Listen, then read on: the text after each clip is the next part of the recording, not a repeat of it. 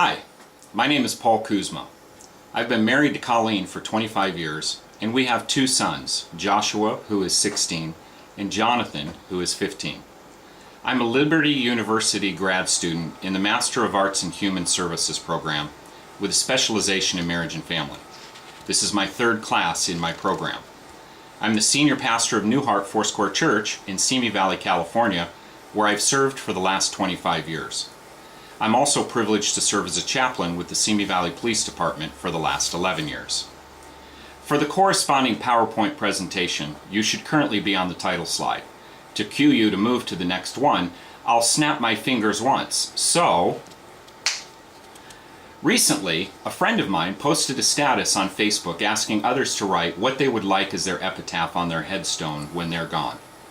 As long as I can remember, I've always had the same desired saying to be engraved on my headstone, knowing that it would represent what I really wish would be said about me when I'm gone. What you saw was what you got. I believe the quality of my relationships define the quality of my life. While I've always found this to be true in terms of my desire, I've not always found my heart an easy thing to communicate.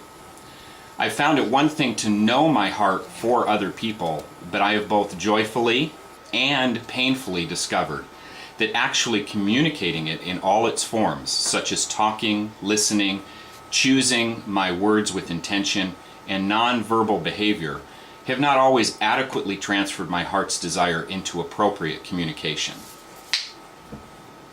One of the concepts that have been a hallmark of this class has been that of enlarging the conversation, which comes from a mix of identified needs and intentional resourcing.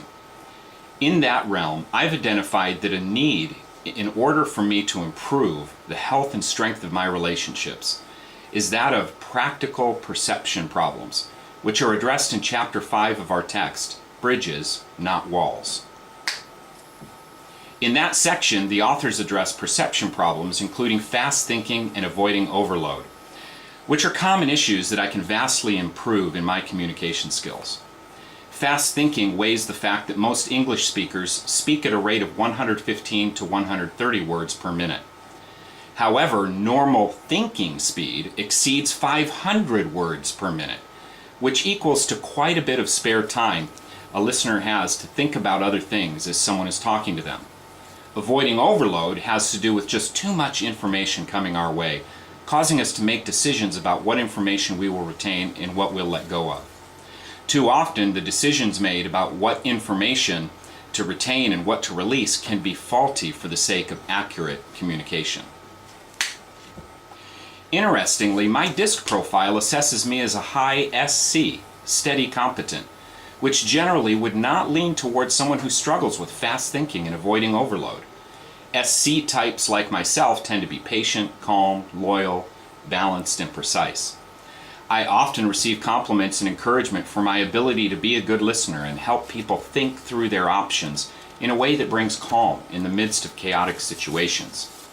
Actually, those attributes are very helpful in my roles as a pastor, and especially as a police chaplain, where I'm often called into situations surrounded with immediate crisis. One might think those tendencies would lean away from struggles such as fast thinking and avoiding overload. However, my tendencies to get as much done as I can, along with my perfectionism, are my downfall in these perception problems. It's fairly normal for me to have too much on my plate and find myself crunched for time, which would lead to shortcuts in communication such as fast thinking and avoiding overload. As a result of our study, I've identified 3 specific barriers in my interpersonal context, all described so well in our text by Burley Allen. The barriers I most identify with are known as the intellectual or logical listener, nonverbals, and discrepancies. The intellectual or logical listener is one who selectively places the information being communicated by a speaker into categories that he or she thinks the material belongs in. And there are usually groupings that make sense in the listener's own mind and experience. Whatever doesn't compute basically gets tossed. It results in what we call level 2 listening. Even in my communication to others, I tend to be more logical and will often communicate too much information. In 2 articles I researched for this project, both authors agreed that breaking information into easily understood chunks will garner much clearer communication than overloading listeners or readers with more than they need or even care to know. The barrier known as nonverbals describes the listener who fails to take notice of communication components that are not spoken, such as body language, facial expression, and the like. The third barrier I relate to is one called discrepancies. It regards a listener who hears one thing, might notice completely contradictory body language or facial expression, yet fails to take note of those discrepancies and ask the speaker for clarification regarding them. Each situation allows for only level 2 listening, rather than allowing the listener to truly move to level 1 listening, which is considered empathetic listening. I intend to remove each of these barriers first and foremost by my fresh awareness and understanding of them alone, which leads to being able to take appropriate action. When it comes to being an intellectual or logical listener, I can see overcoming this obstacle for myself primarily through the lens of the other 2 barriers. That means that through paying appropriate attention to nonverbal signs as someone is speaking, and actually addressing the discrepancies I observe between a speaker's words and actions, these barriers can be removed. Further, as I increase my listening skills by removing these barriers, I plan to do so by being sure that my own nonverbals communicate what I'm feeling appropriately and doing my best to keeping any discrepancies between my response and actions to a minimum. While in communication with any given person, distractions are always a factor.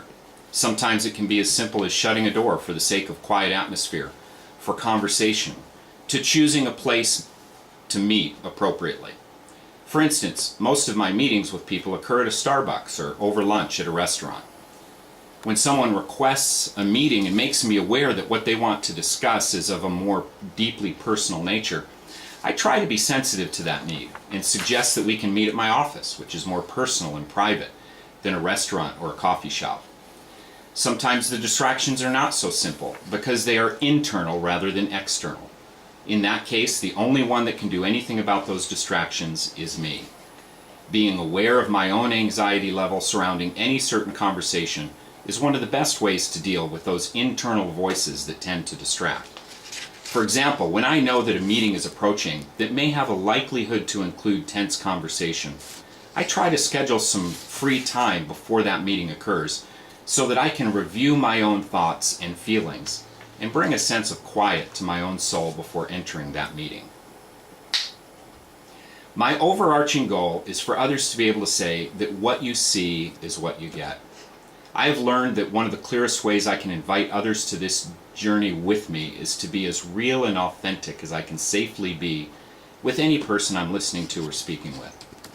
Even in conversation where I know there's conflict or resistance, I can communicate my desire to have fierce conversations. As Susan Scott writes about in our text, Bridges, Not Walls. In her essay, she defines fierce conversations as ones where the communicator chooses to come out from behind themselves and have an authentic conversation. I believe that if I can successfully overcome my own barriers and weaknesses in my own interpersonal communication, then I can find improved interactions that lead to healthier relationships and understanding. Thanks for listening, and God bless you.